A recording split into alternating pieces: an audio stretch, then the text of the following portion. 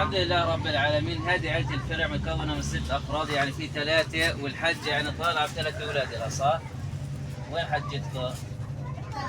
يعني المهم مش القصة يعني. فاحنا اجينا من اختنا امينة العوال نديهم فلوسهم والكفالة الشهرية تبعتهم من حجتنا امينة العوال حفظها الله ورعاها. يعني هذه امكم الثاني، انت لا لكم ابو ولا لكم ام.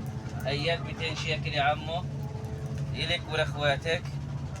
وقف شوي بس ثواني علي. ايات ال50 شيكل عيني يا عمو. واحنا عشان فكينا برا عشان يصل لنا عدد. ايات 20 شيكل هيك ده الكم كلكم، بس هي اللي بتلم. وايات كمان ايش؟ ال10 شيكل.